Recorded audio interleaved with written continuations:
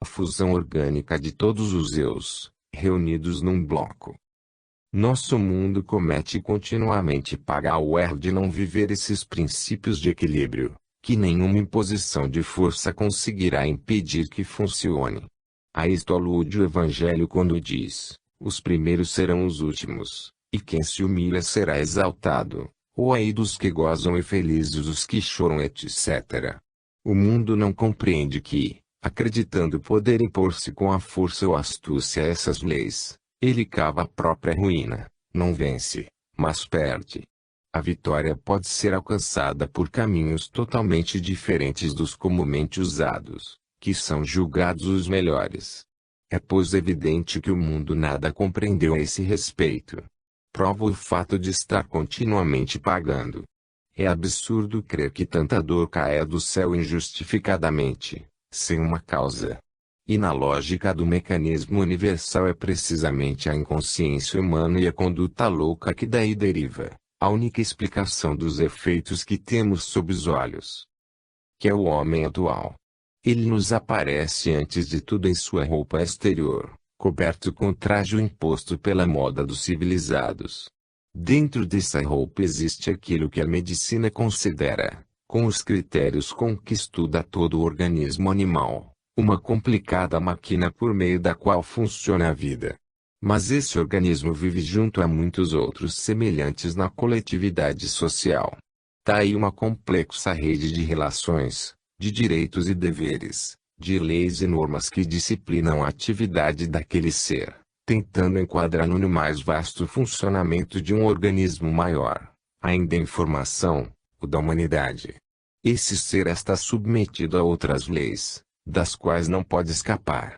Sua existência está ligada a um sistema atávico, pelo qual ela não pode desenvolver-se senão através de uma trilha já traçada: concepção, nascimento, desenvolvimento físico da infância, geração dos descendentes, madureza, velhice e morte.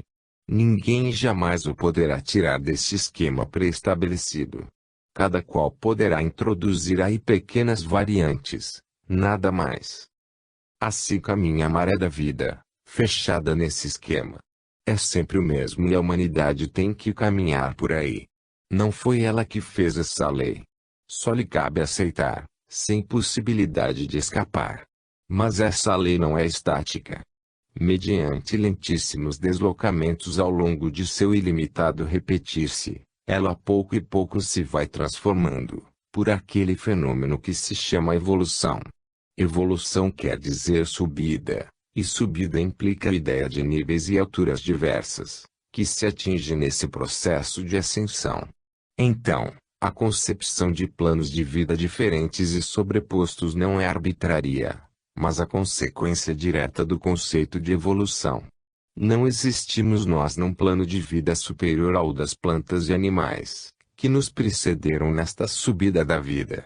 E ninguém nos proíbe, ao contrário, está na lógica de todo o sistema da evolução, que os degraus dessa escada continuem a subir, sobrepondo-se, tal como os vemos escalonados no passado. É lícito então perguntar-se: que se tornará o homem no futuro? Como as leis da vida se transformaram passando do plano do mineral ao do vegetal, e do plano deste ao do animal e depois ao humano, é bem presumível que elas continuem a mudar-se, ao chegarem a um plano mais alto, superior ao nosso humano atual. Mas em que direção quererão mudar-se, então, essas leis da vida? É lógico que na mesma direção seguida até hoje. E qual é essa direção? Quais são as qualidades que o ser vai conquistando e que se acentuam com a evolução? A observação do passado nos diz que ela tende a uma libertação cada vez mais acentuada da estaticidade da matéria, assenhoreando-se do movimento que se torna sempre mais um automovimento, não obrigado, mas de impulso próprio. Isto significa a conquista de independência na ação, assumindo as diretivas, sempre mais mandando e sempre menos obedecendo. Mas assumir diretivas implica o desenvolvimento da inteligência, donde apenas podem provir. E a mais alta produção da evolução é representada pelas células do sistema nervoso e cerebral. Então, A evolução caminha para a cerebrização da vida, para uma sua sensibilização nervosa ou aperfeiçoamento conceitual. E que significa isto, se não subir os primeiros degraus da espiritualização? E eis que até o biólogo, mesmo continuando a raciocinar com seu cérebro positivista, tem pleno direito de introduzir nas equações este novo fator, repudiado pelo materialismo e que se chama espiritualização. O ser que evolui não é um ponto em movimento, mas aparece-nos como uma fita que avança, tendo várias zonas em sua extensão.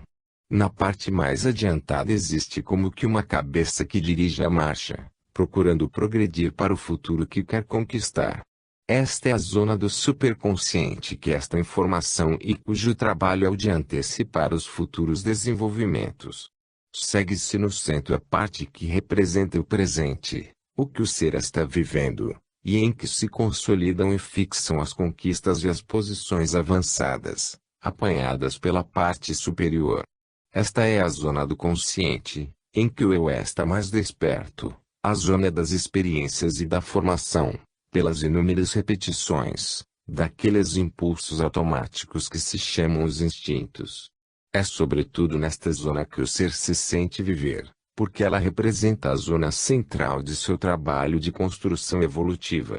Na cauda segue a parte que representa o passado, o que o ser viveu quando ainda estacionava nos planos de vida inferiores aos do presente. Essa é a zona do subconsciente, a zona dos instintos atávicos formados no passado e pertencentes sobretudo à animalidade. É nessa parte do ser que afloram as tendências inferiores, situadas nos antípodes daquelas que são próprias ao superconsciente. Ora, com a evolução, o ser vai morrendo continuamente na cauda, que abandona atrás de si nos planos inferiores de vida, que vai superando, e continuamente vai nascendo na cabeça, que desenvolve e cresce. Desta forma, todo o ser se vai lentamente transformando.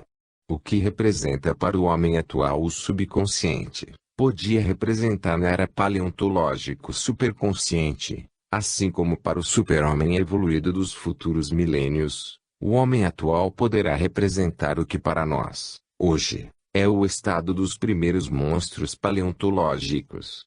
A conclusão desta pequena dissertação, introduzida no meio de nossa narração, é fazer provas racionais e científicas para mostrar que ela tem um sentido profundo, que não é o do caso particular narrado, mas um sentido evolucionista universal. A cauda que o ser perde ao subir é representada pela animalidade, e a cabeça que o ser se vai formando é a espiritualidade. Esta é a justificação racional e científica de nossa tão grande insistência sobre esta e o evangelho vivido, como regra de conduta de um homem mais civilizado, que já tenha compreendido que não lhe convém mais cometer erros que, hoje, por não ter suficiente desenvolvimento de inteligência, ainda comete com grave prejuízo para si próprio. Explicando a estratégia de batalha do evoluído, queremos explicar um método de vida mais adiantado e por isso mais vantajoso. Procuramos assim responder à pergunta que fizemos desde o princípio: que acontecerá com a evolução e que a vida fará do ser humano. Este é o tema mais vasto que estamos desenvolvendo sob as aparências desta narrativa para responder. Nós a enquadramos na concepção cósmica desenvolvida em outros volumes, tendo suas raízes no absoluto, e que vai do sistema ao antissistema. Já acenamos, e desenvolveremos aqui, melhor, a seguir, o tema do telefinalismo da vida. Ora, se evolução significa direção e portanto vontade de segui-la para chegar a determinado ponto, se tudo está inserido nos impulsos que movem a vida, e se esta direção é a espiritualização do ser, é lógico presumir que a vida não apenas o auxilia a realizar esta vontade sua, mas o projete neste trabalho, já que, para seus fins, ele é dos mais importantes. Que representa o evoluído diante da vida? Representa justamente o indivíduo especializado na mais árdua das tarefas, o de ser instrumento do progresso. Enquanto a média normal da maioria funciona sobretudo na zona central do ser, constituída pela consciência, O evoluído funciona sobretudo na zona mais adiantada, a zona das novas conquistas. Enquanto o homem, tipo corrente, tem que resolver os problemas do ventre e do sexo, fundamentais para ele, porque ele cabe o trabalho da conservação do indivíduo e da raça. O evoluído tem que resolver os problemas de longo alcance do pensamento, para arrastar a massa inerte para aquela espiritualização em que reside o futuro. Esforço tremendo, aventura de que apenas ele assume os riscos e a responsabilidade. Não se trata de seguir os velhos caminhos tradicionais já explorados e conhecidos, mas de descobrir novos, iniciando novas estradas. Ora, é lógico que nestes casos, as forças da vida intervenham para secundar esse esforço que corresponde à realização de seus planos e não deixem sozinho quem se dedica ao sacrifício, a esse trabalho que atinge a altura de missão. Eis que vemos verificar-se aquele fenômeno que vimos observando nestas páginas, da descida das forças do alto para defender o instrumento que lhe é obediente. Eis a justificação racional e científica, segundo a lógica de seu desenvolvimento, da verificação desse fenômeno. Como a vida defende o evoluído. Defende-o mesmo quando por missão se acha nos planos inferiores de vida, fazendo funcionar para ele a lei do plano superior, que, sendo mais adiantada, é mais poderosa e representa, então, uma estratégia de batalha mais apta a superar obstáculos e conseguir a vitória. Eis o choque das duas estratégias de que falamos, e o porquê da superioridade e capacidade de vencer da segunda. Eis porque o evoluído, no fim, resulta ser o mais forte e triunfa, apesar de usar apenas o método evangélico da não resistência. Eis a justificação lógica das afirmações e métodos do Evangelho, que parecem tão estranhas na prática. O evoluído representa um dos mais altos valores biológicos e a vida, economia utilitária sempre, protege-o para que ele cumpra a sua função. Proteção que não significa assimilo do esforço e dos perigos. Ao contrário, para ter certeza do seu verdadeiro valor e do bom cumprimento de sua função, a vida não poupa absolutamente, retempero batendo numa bigorna de ferro de severa verificação. Isto porque deve ser expulso desse delicadíssimo terreno das futuras construções o inepto aventureiro do ideal, a fim de permanecer em seu lugar apenas o biótipo que consegue resistir, já que pela resistência, instintos e psicologia, tem meios de provar que é diferente dos outros. O evoluído representa a antecipação da evolução, a tentativa de superação das velhas formas de vida e o primeiro esboço de novas, tentativa que poderá estabilizar-se, fixando-se definitivamente na raça como qualidades adquiridas, se superar as condições do ambiente. É natural que a vida possua os meios de autodefesa, especialmente para os pontos mais nevrálgicos de seu mecanismo e para os elementos que nele trabalham, como antecipadores da evolução. Que assim ocorra, prova o fato de que a vida chegou até o estado de evolução atual, certamente pelo esforço daqueles elementos encarregados desse trabalho. Se, mesmo na formação dos primeiros organismos inferiores, eles não tivessem assumido essa iniciativa e risco, os peixes não teriam saído da água para transformar-se em répteis, os pássaros não teriam aprendido a voar, o homem a caminhar ereto e a usar as mãos para o trabalho, nem se teriam formado e desenvolvido os órgãos sensórios, e assim por diante. Na formação de um novo órgão, qualidade ou tipo biológico, há sempre um pioneiro que vai à frente dos outros e enfrenta sozinho o problema, para resolvê-lo. Os outros depois se enfileiram atrás do primeiro experimentador, cujas conquistas se tornam assim domínio de todos.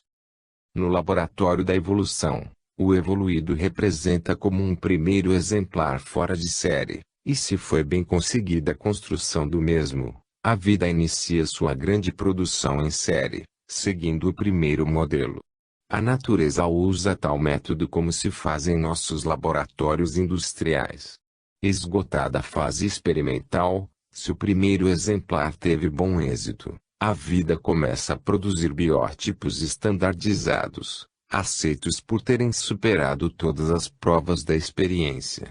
Depois, com a adaptação, se vão ajustando os pormenores, como se pratica com os aperfeiçoamentos que continuamente se acrescentam às novas invenções.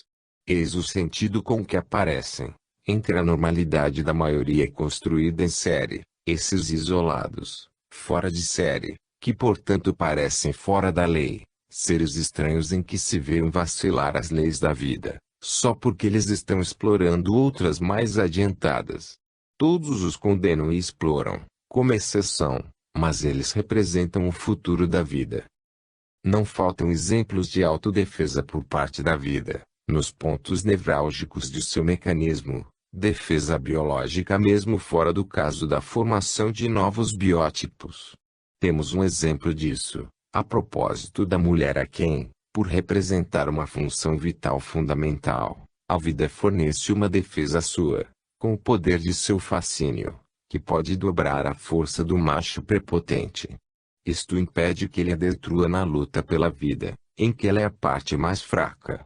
Assim, enquanto entre os machos vigora a lei da força para selecionar o vencedor, a vida faz colaborarem os sexos opostos para a continuação da raça. Pela mesma razão existe o instinto protecionista da maternidade. Então a natureza, que em geral é utilitária e desapredada, tanto que gera com a máxima prodigalidade só para depois abandonar à morte os fracos sem defendê-los e só deixa viver os fortes. Essa mesma natureza torna-se então piedosa, porque isto corresponde a seus objetivos. É lógico, pois, que a vida organize suas defesas também em favor do evoluído, pois este realiza uma função que muito lhe interessa. E eis que nos aproximamos do caso particular de nossa narração, após a digressão que o justifica diante das leis da vida. O universal e o particular se entrosam. Sendo biologicamente mais adiantado, o evoluído é de natureza mais complexa, mais delicado e vulnerável por sua sensibilidade. O desencadeamento das forças primordiais do plano do evoluído o ataca como um ciclone. Ele não é feito para enfrentar a vida nesta forma de luta egoísta e brutal. Então, para que pudesse trabalhar na Terra, no caso que estamos narrando, a vida mobilizou outros exemplares do biótipo corrente que, continuando a funcionar como tais, isto é, com plena competência nos sistemas terrestres e com seus métodos, assumissem a tarefa de proteger o indefeso, cercando em redor como uma barreira defensiva. Isto era indispensável para que ele pudesse cumprir sua função ou missão, para a qual vivia.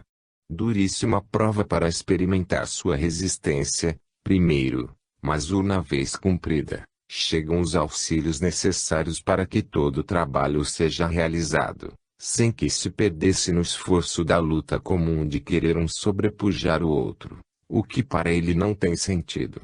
É justo que quem trabalha para realizar um plano mais alto em outro mais baixo, seja participe das leis do plano mais alto, já que essas justamente têm que ser trazidas à Terra, aqui neste terreno distante delas, para iniciar seu funcionamento. Assim, os acontecimentos nos mostram que a vida fez nascer no instinto de vários biótipos entre os mais adiantados do nível normal, o impulso de ajudar e defender o indefeso. Em alguns momentos e em relação a alguns indivíduos, a vida dá ao indefeso um fascínio para sua defesa. O mundo está cheio de lutadores, aspirantes ao domínio, ansiosos de vitória. A bondade que, ao invés, se aproxima para amar, aparece muito mais atraente que esse triste espetáculo, de que o mundo está saciado. Então, os que mais se afastaram desse instinto, destacam-se do grupo e vão colocar-se, embora continuando lutadores, a serviço do ideal, levando a ele sua contribuição de lutadores, ajudando assim o indefeso naquelas qualidades que ele não possui. Vimos outra fileira de chamados para executar funções colaterais da missão, mas chamados como comparsas ignários do trabalho que realizam, induzidos a isso só por suas miragens e depois logo liquidados, quando cumpriram sua tarefa. A fileira desses de que agora falávamos realiza, ao invés, sua função, livre e conscientemente, induzidos pelo sincero desejo do bem, e por isso não são liquidados como um embaraço, mas permanecem dentro da missão em que, embora em posição subordinada, realizaram seu trabalho honesto. Eles são assim iniciados para dar os primeiros passos para o novo tipo de vida, próprio dos planos superiores. Permanecem com o instinto da luta, mas lhes é impressa nova direção, não mais horizontal, para agredir e vencer o próximo, mas vertical, para elevar-se aos mais altos planos da vida. A luta começa a nobilitar-se, realizando-se para fins superiores, e permitindo ao mesmo tempo que, no hostil ambiente terreno, seja oferecido auxílio a quem deve cumprir a difícil tarefa de aí realizar uma missão. Nem sempre para essa realização é necessária a crucificação que, embora criando o mártir, paralisa seu trabalho. Às vezes é seu esforço produtivo que mais interessa. Então a vida reúne os operários adequados, para que da colaboração de todos nasça a obra consumada. 8. A caminho da organicidade. Continuemos a narrar as peripécias de nossa história. Nossa finalidade ao fazer isto, não é apenas contar uma história, de muito pouca importância em si mesma, mas esclarecer dados para evitar contínuos erros, e assim salvar de dolorosas reações com que mais tarde eles serão corrigidos pela lei.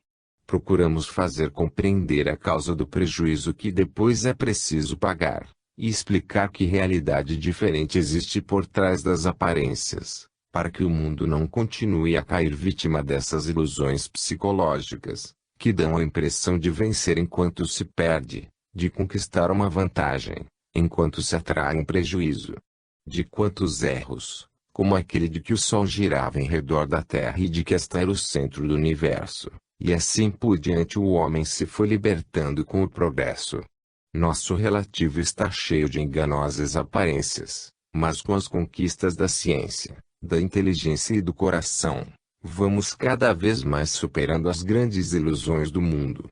Restam ainda, porém, grandes zonas inexploradas, especialmente no campo psicológico e moral, os mais resistentes à luz da compreensão porque estão radicadas no subconsciente por muito longo atavismo. Destruindo essas ilusões, compreende-se como o que se crê astuto é, ao contrário, ignorante de algumas das mais sutis leis da vida, que lhe escapam completamente. Compreende-se que existe outra astúcia mais profunda, que consiste no agir retilíneo, sem qualquer artimanha. Mas diante do uso desse método, o tipo corrente rebela-se, temendo que lhe sejam tiradas as armas, sem as quais, parecendo-lhe ficar indefeso, se sente perdido. A vida funciona segundo princípios utilitários e de modo justo. Em sua ação, o homem obedece àqueles princípios e procura os atalhos para chegar ao máximo resultado com o mínimo esforço. É uma lei da vida que se torna cada vez mais avarenta, quanto mais pobre se torna, mergulhando nos planos inferiores. Mas, para não sofrer prejuízos, é preciso dirigir com inteligência essa psicologia utilitária para não cair vítima de ilusões e miragens, como frequentemente ocorre.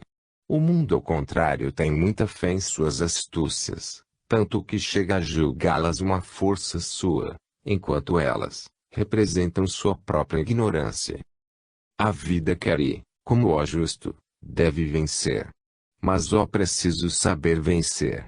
É mister compreender que o agir retilíneo, honesto, representa uma superioridade de técnica de trabalho e estratégia de luta, o que significa alcançar mais facilmente a vitória duradoura. Com os métodos do involuído arranca-se desesperadamente apenas a vitória de um momento. Mas ela é instável, e é a única que pode existir no caos. Não é a estável e duradoura que existe na ordem.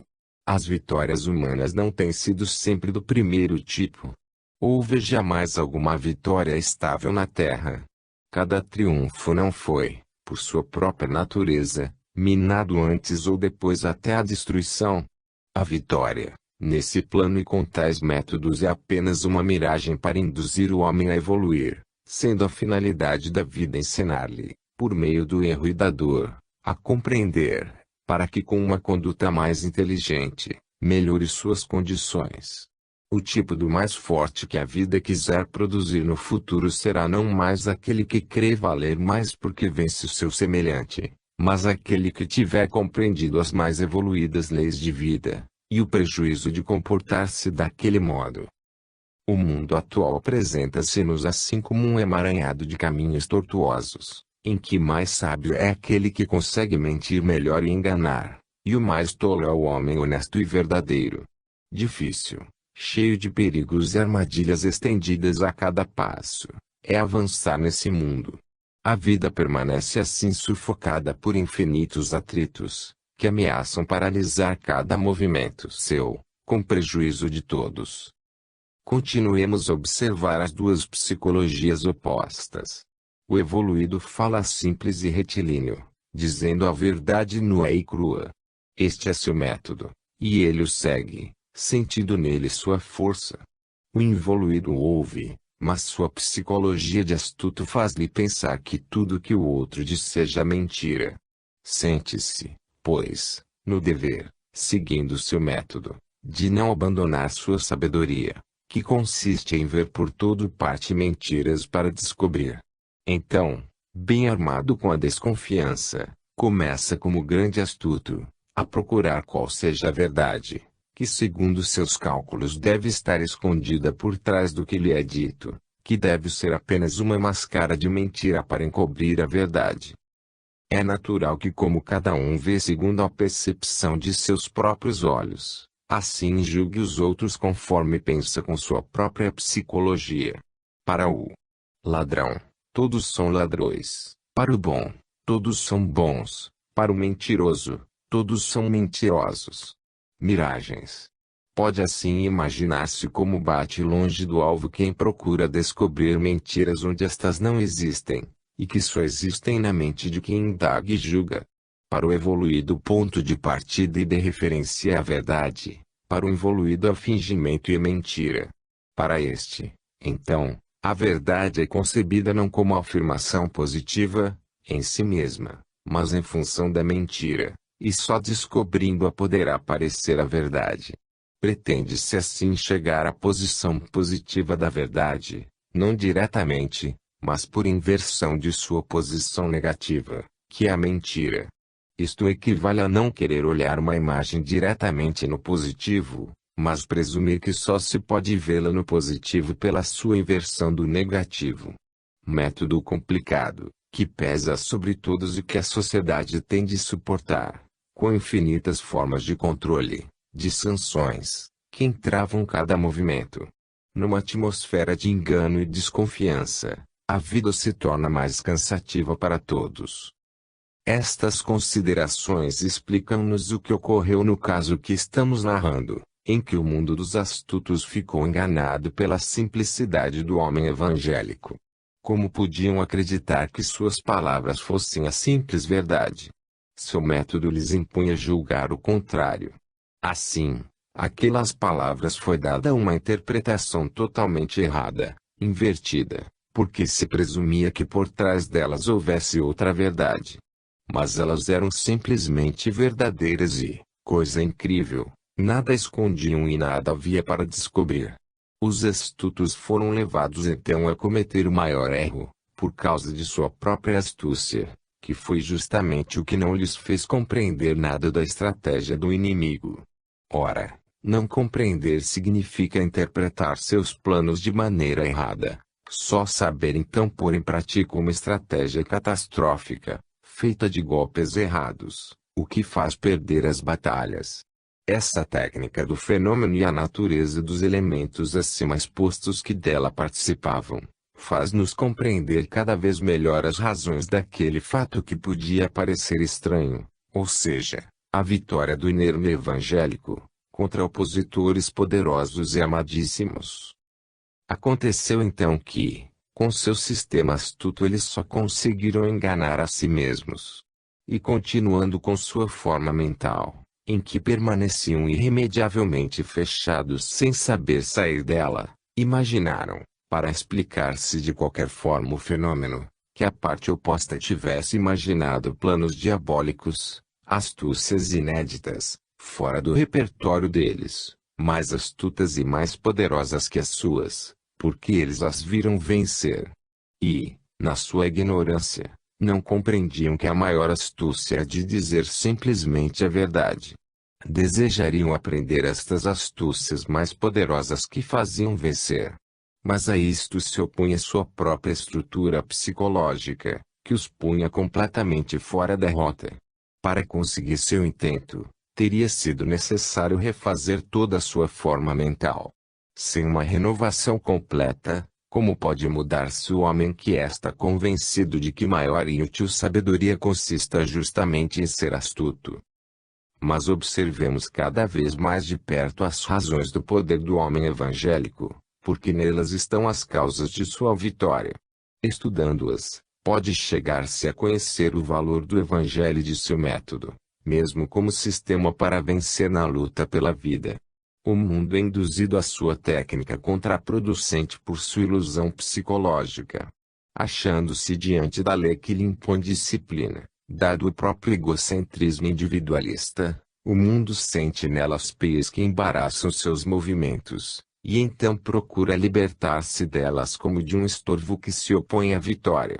Para tornarem-se mais ágeis no combate, para chegarem antes através de todos os atalhos, para não terem em cima pesos e amarras e também para estarem mais seguros de vencer, pelo medo de ficarem desarmados por uma lei de bondade e amor, acontece então que abandonam a mais alta e poderosa estratégia do Evangelho, por recaírem no seio de uma mais elementar, menos inteligente e orgânica, e portanto, uma estratégia menos poderosa.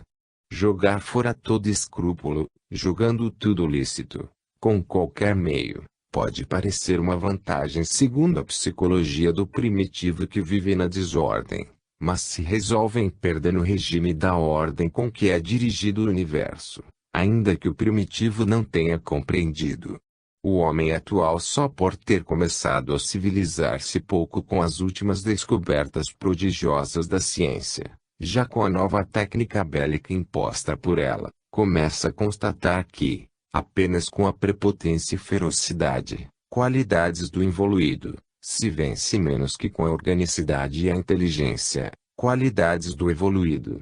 Quanto mais o homem se torna poderoso com as descobertas da inteligência, tanto mais precisa aprender a usar com inteligência esse poder, se, por não ter ainda aprendido a usá-lo bem, não quiser que ele se torne prejudicial.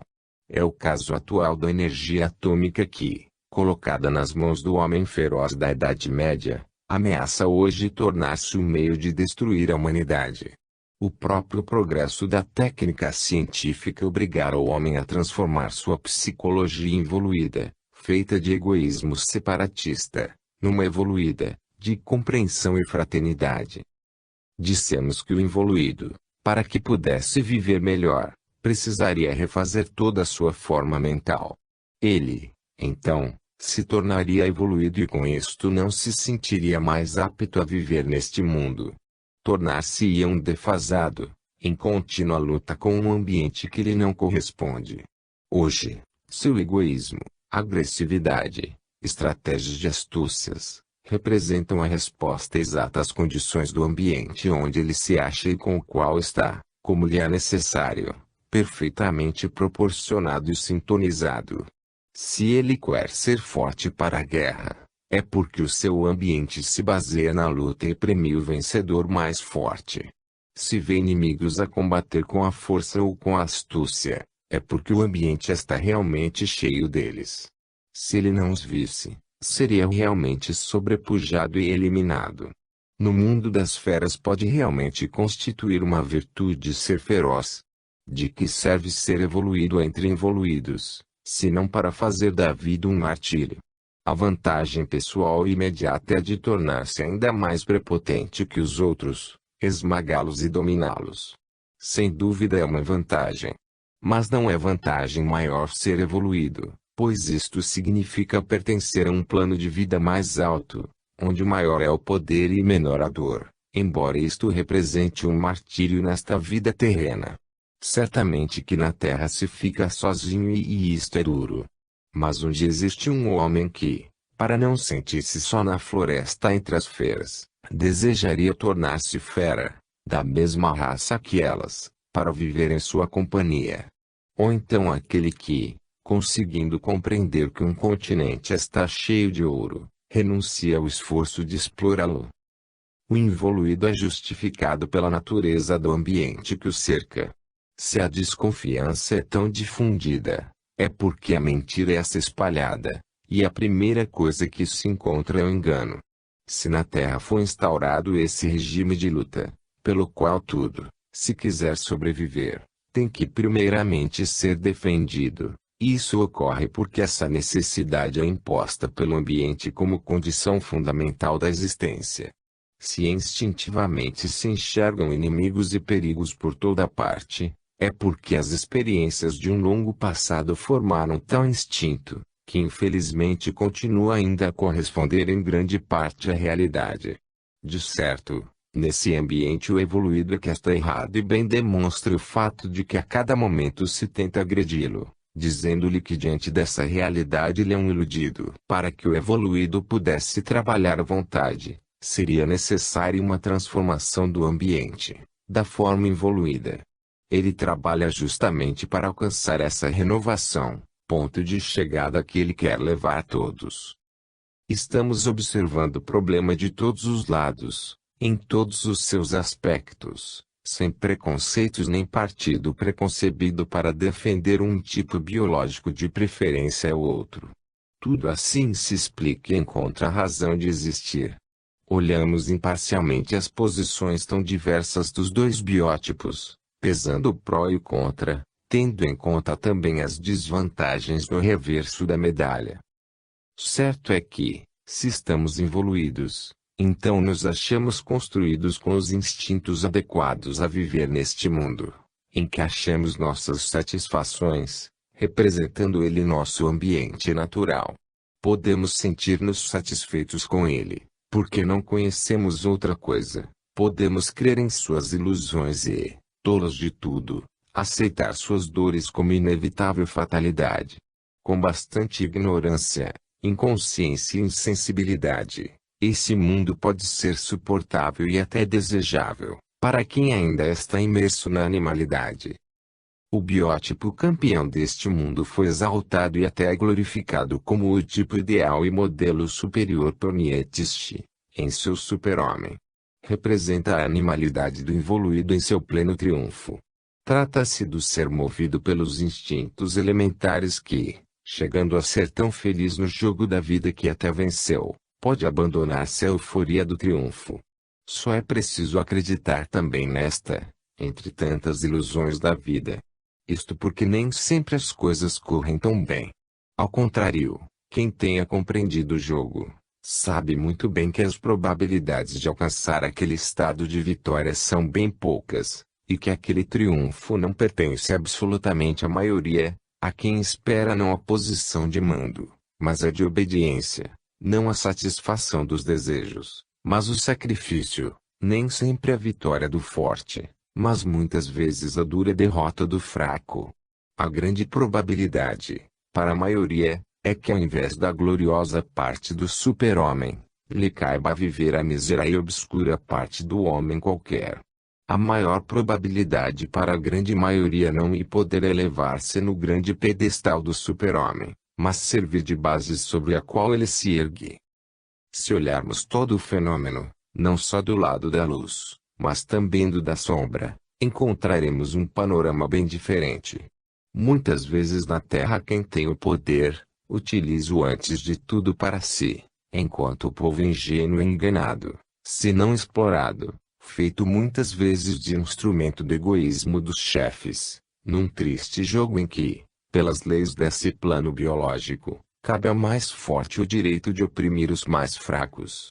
O super-homem nietzscheano é de fato grande, sobretudo por saber pensar na própria vitória, demonstrando-se, com isto, o elemento mais anti-orgânico e antissocial, Trabalha antes para si que para a coletividade. A miragem de tornar-se super-homem pode engambelar e entusiasmar, como de vencer no jogo para enriquecer sem esforço. Mas depois a realidade é que não se vence nesse jogo. Ninguém enriquece grátis. Fica apenas a ilusão diante de uma meta inatingível. E que interessam a sociedade, constituída pelos que devem ganhar a vida com trabalho, sem golpes de fortuna. Esses super-homens que só se ocupam de vencer para si. Que interessa de que serve para a maioria que é dos medíocres seu triunfo. Para servir, seria necessário que o poder fosse compreendido como função social para o bem de todos. Mas este é um conceito que não pode nascer no plano biológico do evoluído, mesmo que ele se torne super-homem.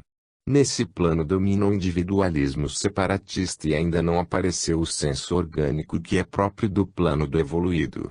Nesse nível, esse super-homem não é aceitável, porque não traz felicidade para o conjunto, mas é um usurpador que atira dos outros em seu benefício apenas. Como se vê, mesmo quando o evoluído atinge seu maior grau de elevação, o problema não está resolvido e o paraíso oferecido por Nietzsche não oferece nenhuma evasão às duras leis daquele plano de evolução. Existe, então, outro caminho de evasão, para atingir um real e duradouro progresso que não seja ilusão? Jamais se poderá obter a liberação enquanto se permanece evoluído, mesmo que vencedor, porque se permanece sempre no plano da animalidade, ligado às suas leis inferiores, com todas as consequências. Evasão e liberação só pode atingi-las o evoluído, que emerge daquele plano de vida, colocando-se em outro mais alto, em que vigoram outras leis, com todas as consequências. Mas aqui começam as dificuldades. Essa evasão não é coisa simples. Antes de tudo não se muda o biótipo com facilidade e num átomo. Trata-se de transformar a própria natureza, através de uma profunda elaboração que não se improvisa. Passar de um plano de vida inferior a um superior, significa realizar uma revolução biológica. Além disso, mesmo se conseguindo essa passagem, nem mesmo a posição de evoluído está isenta de algumas desvantagens. Quais são elas? Observando o pró e o contra de ambas as posições, olhemos o reverso da medalha mesmo para o caso do evoluído. Vimos que o evoluído tem ao menos a vantagem de achar-se num ambiente adequado e proporcionado a ele, onde encontra prontas as satisfações animais que correspondem a seus instintos. A fera que nasce na floresta, o verme no lamaçal, o peixe cego que vive nos abismos sem luz do oceano, podem sentir-se nesses horríveis ambientes como em sua casa, e à vontade, satisfeitos com o que sua natureza pede. A grande vantagem de que goza o evoluído é de achar-se proporcionada ao ambiente e ao contrário, sendo-lhe fácil encontrar o equilíbrio. O nível de vida é baixo, mas tudo aí se acha na mesma e a adaptação é fácil. Ao contrário, o evoluído acha-se defasado totalmente, numa condição de absoluta insociabilidade com esse ambiente, que para ele representa não o seu plano de vida, mas o inferior em que se acha exilado e estrangeiro. Se para o evoluído nascer aí pode representar ir ao encontro da alegria de viver, porque nesse ambiente encontra a realização de si mesmo, para o evoluído nascer e viver aí pode representar a mais dolorosa das condenações. A irreconciliabilidade com o mundo tornar-se-á para ele tanto mais viva e oprimente, quanto mais ele readquirir consciência de sua própria natureza verdadeira. Isto porque ao seu maior instinto e desejo, de evangelicamente amar e abraçar o próximo, ele só achará a resposta dilacerante do egoísmo agressivo e da luta feroz. Nesse mundo caótico, carregado de atritos dolorosos e dissonâncias estridentes, em que a desordem reina soberana, o evoluído, que por sua natureza é insensível, se acha a cada momento à mercê de golpes violentos, aos quais, naquele ambiente, a insensibilidade do evoluído que está ao invés perfeitamente proporcionada. Tudo isto é tanto mais dolorosamente percebido pelo evoluído, porque ele é, naturalmente, orgânico por excelência, levado à fraternidade, e é condenado pelo individualismo separatista dominante no ambiente, ao isolamento, sendo insuportável para ele o sistema de egoísmos e rivalidades, de atritos e luta em que se baseiam, nesse ambiente, as relações sociais. O mundo em que o involuído se acha tão bem à vontade, é instintivamente considerado inaceitável para o evoluído. Em seu caso, indivíduo e sociedade não se entrosam absolutamente, tal como ocorre de modo tão natural e espontâneo para um outro biótipo. A maioria repousa em dado nível de evolução e proporcionalmente a este se formam sua moral, seus usos e costumes, suas leis, ou seja, sua particular forma mental da qual tudo mais deriva.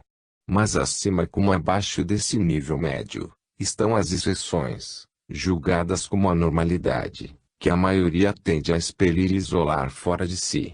São elas, como já acenamos, embaixo, os involuidíssimos, ou seja, os criminosos que ainda permanecem de todo na animalidade, e no alto os mais evoluídos, que estão completamente fora da animalidade. Assim todos eles são igualmente expulsos do nível médio, os primeiros por deficiência, os segundos por excesso, os primeiros porque muito atrasados para serem capazes de adaptar-se mesmo ao rudimentar grau de civilização atingido pela média, os segundos, porque adiantados demais para poder retroceder um nível de vida que, para eles, é animal demais. Assim o evoluído demais acha-se em posição mais incômoda do que a do biótipo que o é de menos. Isto porque este tem tudo para aprender e ganhar, entrando em contato com gente mais evoluída que ele, ao passo que quem é por natureza mais adiantado, se quiser viver na sociedade, tem de retroceder para a animalidade, coisa que absolutamente não pode aceitar, porque isto representaria a destruição de seus mais preciosos valores. Sem dúvida que é vantagem sua ter chegado, fora da animalidade acima desse plano de vida, mas também são suas todas as desvantagens de ter que viver num ambiente no qual, adaptar-se, significaria sua maior mutilação. Paralelamente, para o evoluído há todas as vantagens em poder viver num ambiente adequado e proporcionado, mas é desvantagem ficar ainda imerso na animalidade, ou seja, num plano inferior de vida. Para o evoluído, sua superioridade não serve absolutamente para despertar-lhe orgulho, sentimento que está completamente fora da psicologia própria ao seu plano, mas ao contrário é certo que, individualmente, para ele, ser evoluído serve para tornar sua vida um martírio, holocausto de sacrifício para o bem dos outros, dor de que ele não usufrui, mas seu próximo. Quando chega a morte, aí onde o evoluído só encontra a saudade e um verdadeiro senso de fim, morte, em que vê naufragar todas as alegrias da vida, que desfaz tudo numa grande ilusão, o evoluído vê chegar a liberação do exílio, pela qual lhe é permitido finalmente regressar à pátria, ao seu povo, em seu verdadeiro plano de vida. Para o primeiro, apegado a como tio terra, a morte é o fim da vida, que ele só sabe conceber no ambiente material terrestre. Para o segundo, bastante estrangeiro na terra, a morte é o início da vida, que ele concebe principalmente nos planos mais altos. Esta, objetivamente, é a posição que os vários seres podem ocupar na terra, segundo uma biologia mais vasta do que é comumente aceita pela ciência, uma biologia que abarca vários planos de existência. Nenhum pode deixar de aceitar as vantagens e desvantagens da própria posição. Mas, para o homem atual, o problema é compreender qual das diversas formas de vida é mais vantajosa para ele, e, compreendido isto, procura realizá-la para sua vantagem. Desejaríamos, com este volume, fazer compreender uma coisa certa, trabalhando com mais inteligência e menos instinto, superando muitas ilusões psicológicas que nos oferecem a miragem de uma utilidade imediata, onde ao invés encontramos um prejuízo traço, tornando-nos astutos no bom sentido, deixando-nos enganar cada vez menos pelas aparências em que nossa ignorância nos leva a crer, e descobrindo cada vez mais a verdade profunda que está além da superfície, desejaríamos fazer compreender que o homem conseguiria estabelecer, no planeta de que é dono, um ambiente de vida muito melhor.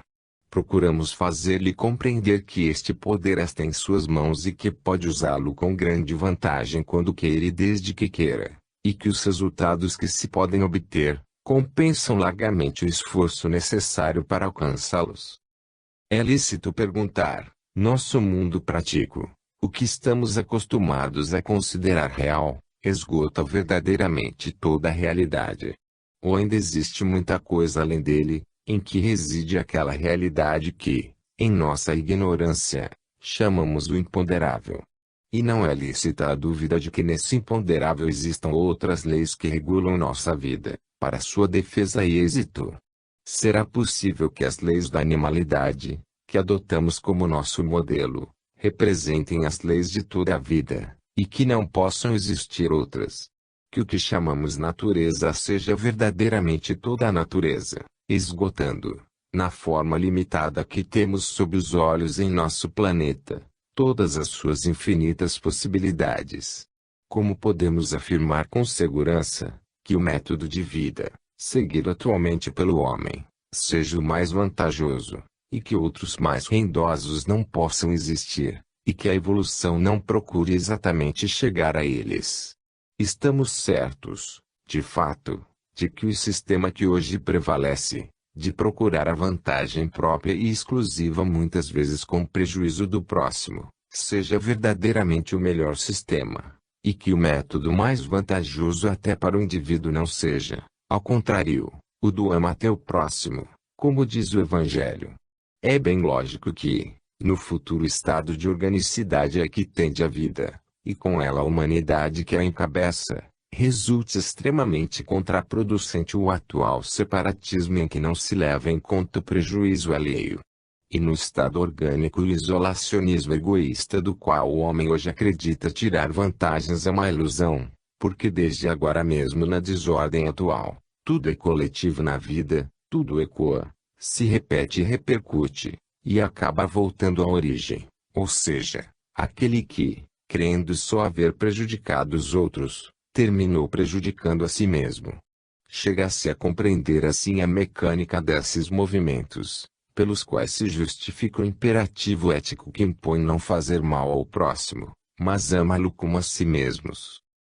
Vários fatos e leis que observamos dizem-nos que a humanidade evolui para a organicidade, em que se realizar o estado coletivo de unificação que, da fusão orgânica dos indivíduos humanos, hoje mais ou menos separados, formará um corpo imenso, como da fusão orgânica das células antes autônomas se formou um ser só, representado pelo corpo humano. Podemos representar o evoluído na posição em que se acha a célula especializada que funciona organicamente no seio da unidade coletiva que é o corpo humano. Podemos representar o evoluído como uma célula isolada, ou unida a outras em forma elementar, como nos micro-organismos e protozoários, egoisticamente isolada e ignara da vida das outras, assim como de qualquer complexo funcionamento orgânico coletivo.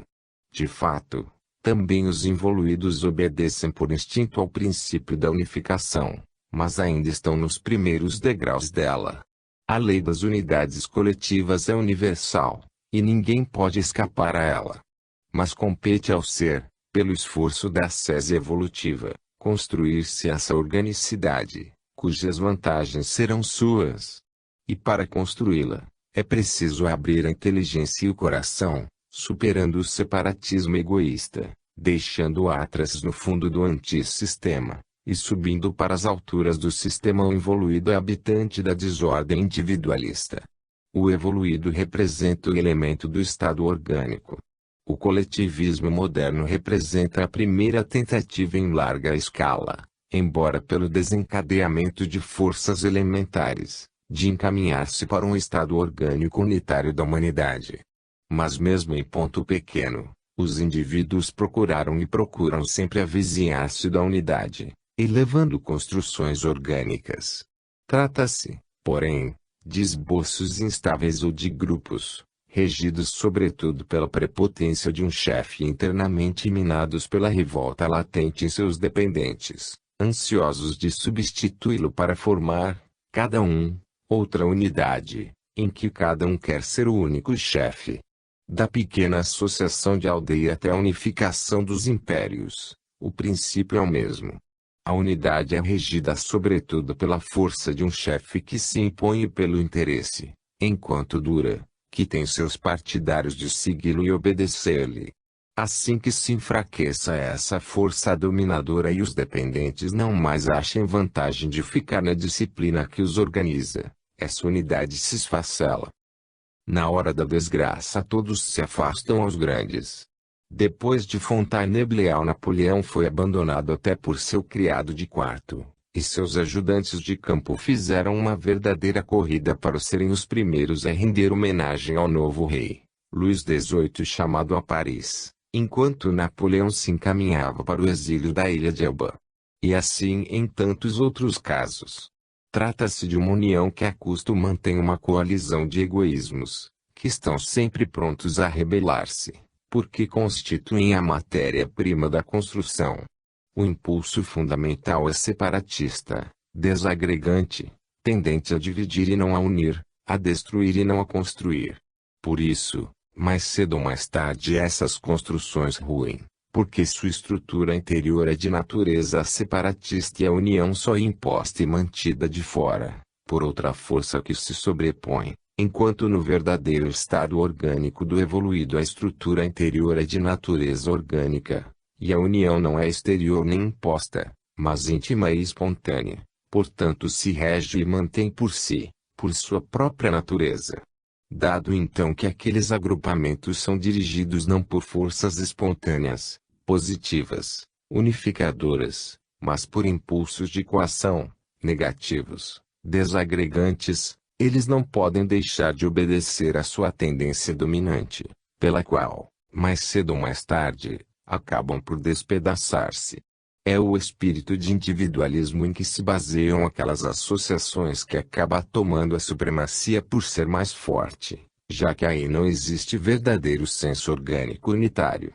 Pela natureza dessas coalizões, não pode ocorrer de outra forma, pois falta o verdadeiro espírito coletivo.